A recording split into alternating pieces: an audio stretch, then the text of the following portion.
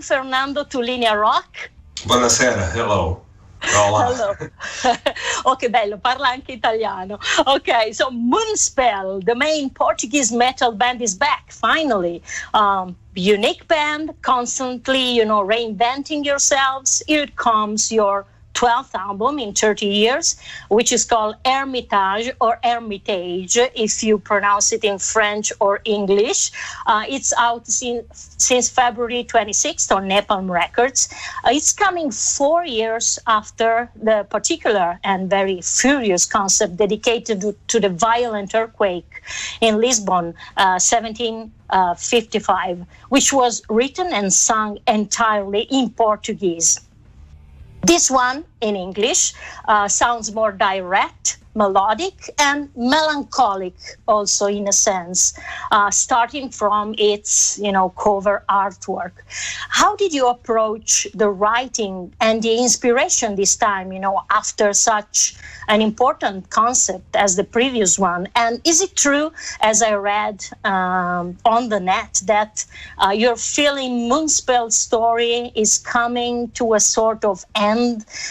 Is this like the swan song of the band? I hope it's not, but I want to ask to you. Grazie. Thank you so much for having me and Moonspell in the show, and greeting to everyone in Italia. I know it's a hard time in Italia again, but I hope that things will get a little bit better. It's being difficult, harder than what we think. But it was a pleasure to make some new music. It was also lucky that we could go to the UK and record Hermitage. Starting by that one, you can say Hermitage or you can say Hermitage. Yeah. In Portuguese you say Irreligious, which is even a little bit more weird. But in Italian you say eremo, so eremo. Yeah. In Portugal you can say ermida as well. Okay. But I prefer the French because it's an original word in French, and it just sounds a little bit more metal, and it sounds a little bit more raw than Hermitage. And I was afraid that people will make the mistake in saying the age of the hermit age. Okay. So we call it Hermitage. It's a little bit sexier. All right. But sometimes I call it Hermitage, but it's Hermitage because it sounds better, especially on the title track that we decided. We started writing this album a little bit after 1755 was out. So it's an album that we started to make the first songs, the first demos, the first lyrics, the concept in general, already in 2017. Even though it looks like an album that was made now, in the pandemics, is a little bit older. Now it has a totally different meaning. I understand that. And I believe that people that know very well Moonspell, they know we have a dynamic of making a very intense album. This kind, what we did in 1755. It was an album that allowed us to combine two of our main passions, Portuguese history, a big event that changed the face of Portugal, but also of Europe, and the Portuguese language, and obviously heavy metal. I think it was a really cool experience to do 1755, and in the future we are considering coming back to that kind of mode and do another Portuguese historical event and do it in Portuguese. I think it was a window that opened for Moonspell, a creative window. Hermitage is a totally different album, and obviously it's the answer to 1755. So yeah, it's more melancholic. It has less layers, more texture. I would say. Sometimes it's an album that looks simple, but it's deep. And we really wanted to strip down a lot of the 1755, the epic, the operatic, to make something that it's almost the five Moonspell guys playing to you in your room. Most of the album, I think, can be appreciated like this. It's a very musical album. If it's the final chapter of Moonspell, that's the burning question. Let's call it this way. But Moonspell is coming to a crossroads. Obviously, we're going to make 30 years as a band in 2022. So one thing is for sure, we are not going to celebrate another 30 years. That's not the time for us. We are not Judas Priest. Unfortunately, we are not Metallica. We are not Twisted Sister. The time for legendary bands and the longevity, it's much smaller. And I think it's very healthy to think about it. I think it's the final chapter. I don't know myself how long it will be, but I don't think that Moonspell has to carry a legacy. Moonspell has to be proud of the legacy, but also to try to have novelty, new songs, and be interesting. And I think that we had a lot of problems in the past. I think Hermitage kind of saved the day for us. It was very interesting and very rewarding to make this album. And I think it's like they say in Latin, tempus fugit, everything is temporary. And so is Moonspell. It's not our swan song, but it's the beginning of our last chapter. I'm totally positive about it. It's not marketing. It's not go by the album. We still have some future in us. But I don't want to be the kind of musician that is desperate, to live forever. I don't want to live forever. I want to do it as long as it's interesting for us and obviously for the fans. Moonspell style is not the classic Gothic style. It's very far from cliches. Seems like you are aware of the true essence of Gothic. What do you think about it? Is it like a natural instinct for you guys? Well, I think that, coming to the roots of Gothic metal, it was something really different from what people perceive these days. First, the Gothic metal of today has always the duality between female singer and male singer. When Paradise Lost did the album Gothic, there was a male singer and there was some intervention already of an opera singer. But the thing was that it wasn't so symphonic. It was a little bit darker. It wasn't so catchy and so beautiful. It was a little bit ugly as well. So, and I started listening to goth music, not especially with metal bands, but with bands like Sisters of Mercy, Fields of the Nephilim, Bauhaus. They all came a little bit from the rock and roll and the punk. And for me, the Gothic, it's much more underlining our more metallic essence, let's call it this way. And it's like you have like a really more intense picture and you put like a hot gold foil framed it. For me, that's the Gothic. It's that golden foil that you put. And obviously, Gothic is one of our influences. Some people say that these days we came up with Gothic and progressive, which is something that nobody tried before. I don't agree. Tiamat tried this before with Wild Honey, which is a very, very amazing album and very inspirational and very groundbreaking. What we try to do, yeah, you're right. We try to avoid the cliche of the beauty and the beast, and all these lyrics about, I like them, but sometimes it's too much folklore, too much mythology, and sometimes it doesn't work.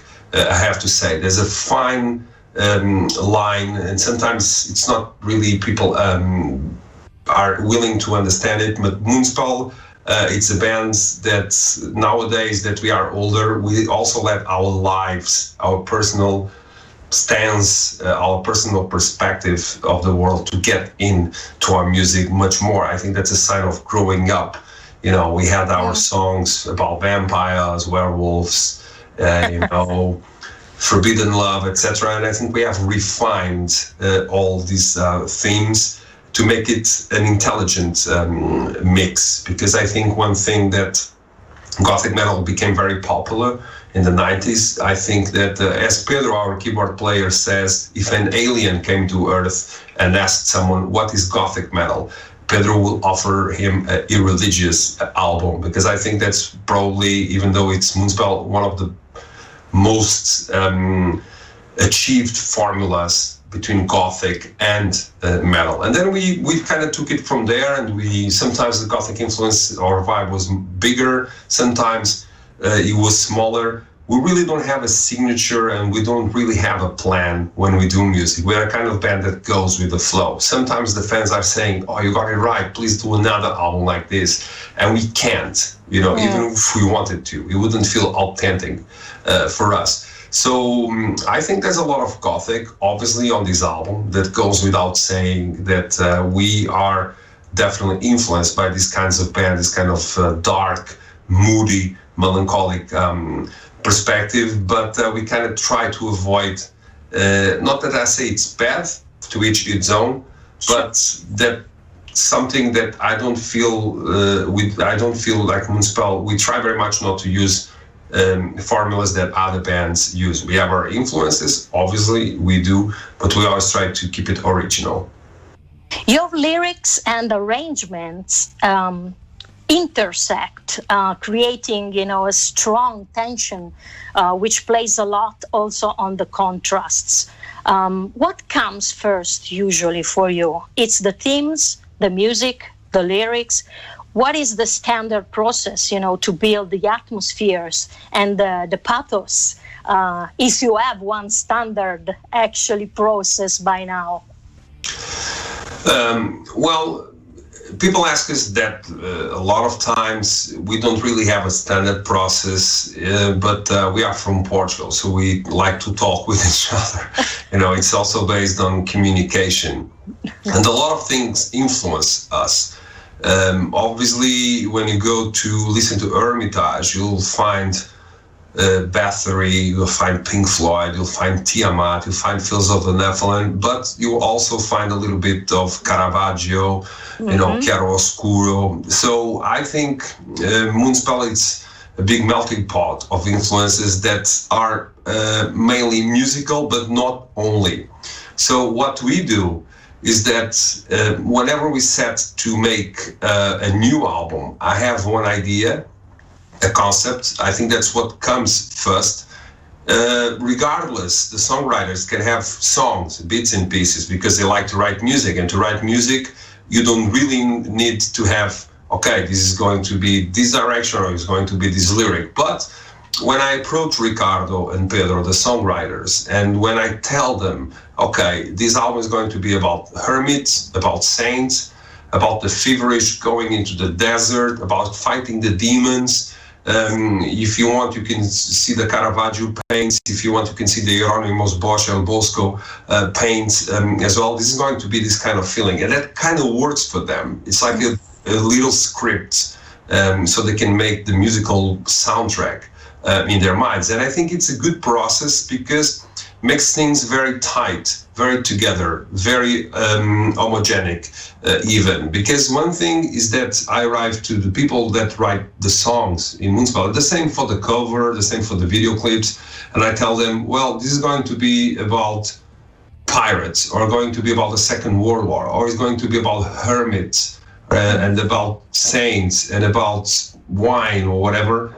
It's like when you baptized a kid, when you christened the kid, and then he has a name, and then that changes his or her personality because of someone without a name, without like a kind of a focus or a light to go.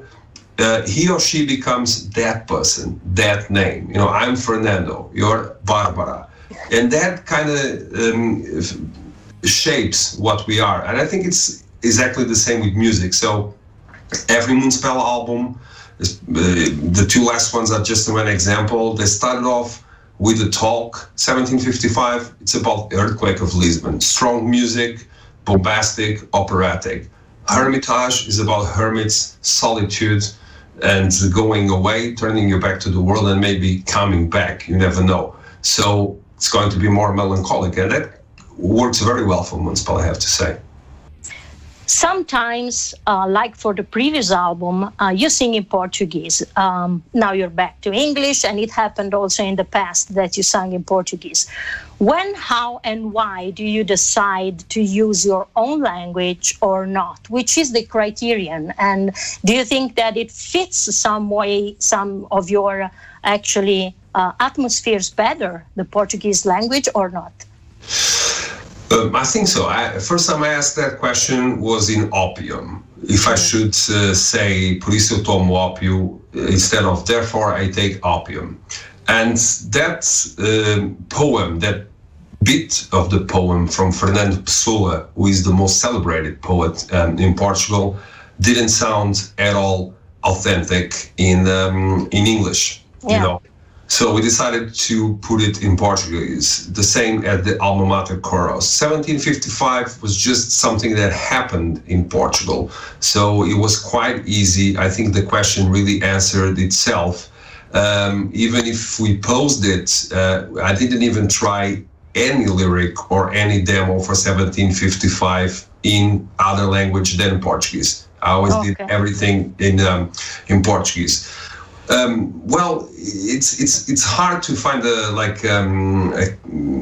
guideline or a criterion, but I think that we kind of ask again what the music needs, and we felt that Hermitage needed English, not only because of the sound and the vocals and the lyrics, but also because we would think that the concept is more. You can communicate it better in English, and on the other hand, it makes more sense. 1755 can be universal, but it was something that happened in Portugal. Yeah. Hermitage and hermits, you have them all around the world, and in all ages and in all times, even today, in Japan, in Russia, in Portugal, in Spain.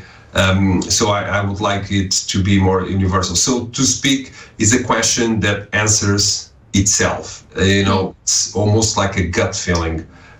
Sometimes I think I love Portuguese. I love bands also singing in their own native language. I love to listen to stuff, poetry, etc. in native languages. But I think what's important and what I learned from my English teachers and from my own self, thought English is that the secret to make it credible is to think in English or to think in Portuguese or to think in Italian before you write it. So whenever I'm speaking English, I always try the effort to write in English, to think in English again. Whenever I'm trying to do something in Portuguese, I'm trying also to think in Portuguese. So actually your brain kind of, not only that question, the brain answers all the questions, but it's very, the answer shows itself when the question is placed. Yeah. You dedicated the 2017 tour to your monumental albums Wolfheart and Irreligious. How this journey back in time actually influenced your creative course from then on? And you did it more for yourselves or for the fans or for both? Well, I think anything we do with Moonspell is going back to the roots to play those albums or to make novel stuff. Has to have communication has to have a subject, which is Moonspell, and the receiver, which are the fans. So I think that we do it for both. What we learned from that tour is that it's not authentic and not real to try and replicate albums such as Wolfheart and Irreligious. They are there, sometimes in strange ways in our new music, but I wouldn't like to make a copy-paste of those albums. That wouldn't be fair for us. Maybe some fans would like it, but I think that Moonspell would end very fast if we became our own tribute band. On the other hand, even if I don't take anything for granted, it's obvious and, it's a reality that we have a history, very unexpected history. I never thought Wolfheart and Irreligious could be called monumental when they came out. It was a hard process to get them done and true. So yeah, here and there we are going to celebrate. Irreligious is going to be 25 years in 2021. So we're going to reissue on our own label, Alma Mater Records, on the deluxe box with some extras. And we always will honor our past by playing these special shows, not a lot of them, some of them, but also never to repeat it. I think that's something that we made very clear already to ourselves and to the fans, is that each album at its own time, its own context as well, and to try to revive it or to resuscitate a time that is not there anymore. We are not the same people. The world is not the same as well. It will be very fake for the fans. So yeah, Irreligious songs and Wolfheart songs will always be a part of the Moonspell catalog and live shows, and we will play some special shows here and there to celebrate the 30 years, the 25 years of the albums, but our new music, it won't be a repetition of our old music. What makes Moonspell so long-lived, so longevous, despite being strongly in a specific genre as Gothic metal, with all, the mixed stuff that you add to it, but Gothic? Well, I think that sometimes what people criticize more in Moonspell is what keeps us alive. It's the change, it's the difference. I remember coming back, the first time I took a plane in my life was to record Wolfheart back in '95. I couldn't afford going anywhere by plane before that, so my first flight was to record an album. And I remember when I was listening to it on a tape, on a Walkman, coming back to Lisbon, I was really like, wow, this is much better than what I think, because I could listen to my voice and it was well recorded, and Valdemar did a great job trimming the songs. But I also remember when we went on the road that after a couple of months, it's not that I didn't like it, but I wanted to do something else, and I think that's what keeps us maybe going. It didn't get us really big. Also, it didn't bankrupt us, or or we had to end the band. It kind of brought stability into the band. Sometimes it's order from chaos, and I think that's exactly what Moonspell is. I think that's the secret of still being active on the scene. Is that we took chances. Some of them were all right. Some of them were that great. I have to say, it's hit and miss. That's the music business. That's the music careers. But I think that it kind of brought us to a good place, a place of freedom, a place of artistic freedom, with still a lot of people that want to buy our records and coming to our shows, which obviously I'm very thankful, because dedication is great, but dedication while leaving the band to do what they want to do musically, it's even greater. Okay. Darkness in Paradise, Candlemass cover, is only available in the deluxe edition of the record. Why this cover, and why the choice, of leaving it out of the official track list of the album? Actually, that's something that it's not really our responsibility to choose. But what's funny is that the only place, the only edition that you cannot have the Darkness in Paradise Candlemass cover, it's the jewel case, the plastic case. Okay. That Napalm didn't want to do, because they say, and they are right, people that still buy music, they want bonuses, they want really good editions, But we said, well, maybe these editions are a bit too expensive, so we got to make an edition that is cheap as well. So they said, yeah, but this cannot have all the songs. For me, I would put all the songs, especially on the vinyl, which is hard because it's a time issue. Yeah. As well, but that's more to do with the business decision from Napalm Records, and I understand that, and I kind of agree with that, because as a musician, for me, it will be great just to have the 10 songs of the album, and people love it, but the fans want more, they demand more, and nowadays it's very typical for any band, not just as Moonspell, to have the bonus songs, but we always try to have a very good bonus song, so to speak. And I love Candlemass. I listened to Candlemass since 1987 with Epicos. And then Messiah Marcolin came in with the next album.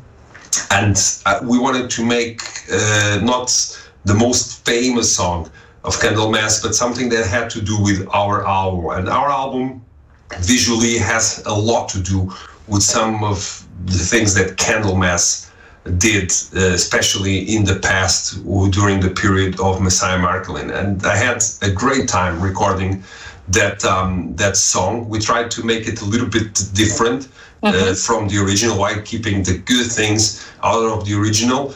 And live handling from Candlemass, the original member, the founder, he really loved it. So, and he told us about it. We were very excited about it. It's also a way of paying tribute to our influences and to do it right. And we did many covers, but this one is quite special, and it fits so well on the sound and the imagery of Hermitage. Is it easier to be an innovator and find, the key, let's say, to success today when you have, you are globally interconnected and have everything a click away? Or it was better when you had, as you did in the 90s, to research more uniqueness within yourselves? Well, it's hard to say it's better or worse, because I think every time and every age has its own plus and contrast. But I have to say that music had a different place in people's mind and heart. And for that, I think that the 70s, the 60s, the 70s, the 80s, the 90s, and then when the internet came, people and a lot of the fans, they start also looking at it as a free commodity. And I think the love for the music is not as big as it was. And normally bands in the 90s, they had no plans. They just wanted to go on tour, if it happens, and have some food and some beer, and something to smoke. And that was it. Nowadays, people, even like smaller bands, they're very professional. They already know a lot. They have much more information. They have much more knowledge than us. But nowadays, they have more competition as well. As far as Moonspell is concerned, we are a band that crosses generations. So we recorded on tape, we recorded on digital, we sold many records. Then people were bootlegging our records, so we saw a little bit of everything. And I think the balance is the key, really.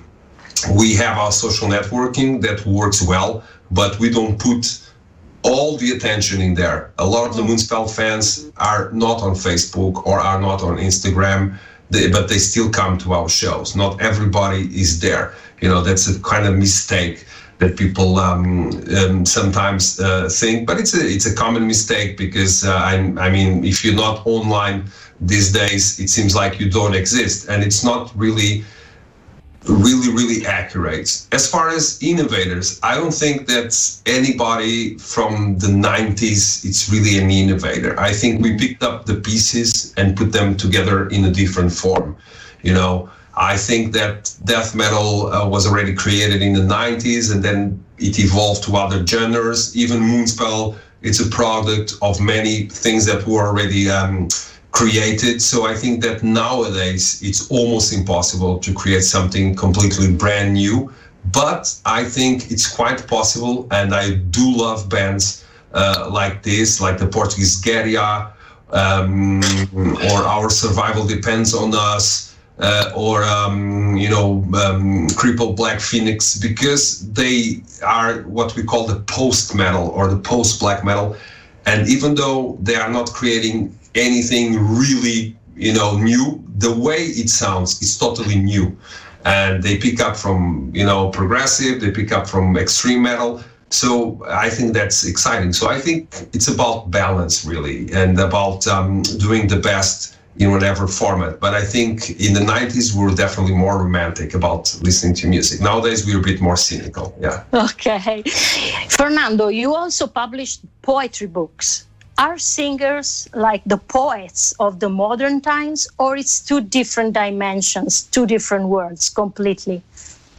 I think literature and music go hand in hand, and especially in metal. I remember listening to Tristesse de la Lune, the poem from Baudelaire, yeah, when the music by Celtic Frost.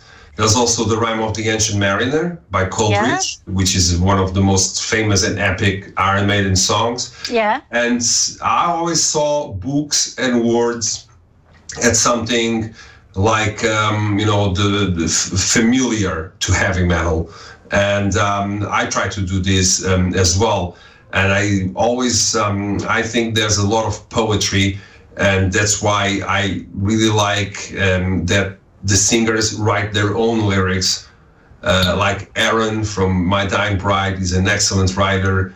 Danny Field on his style is an amazing writer as well. Johan Hedlund from Tiamat, amazing lyric writer, and so forth and so forth. So I don't know if they are poets or not, but for me, they always had this people that sing beautiful things, that sings things that are deep, that sing things that have a message and that change your life. I think the word is, in my opinion, as important as music. So I think that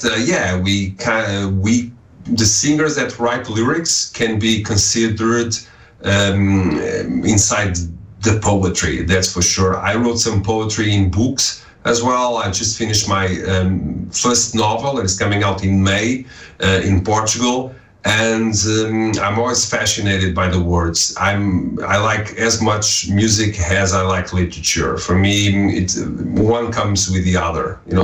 They cannot be separated or split. Yeah. You are great friends with our own Lacuna Coil band. You played with them in the past.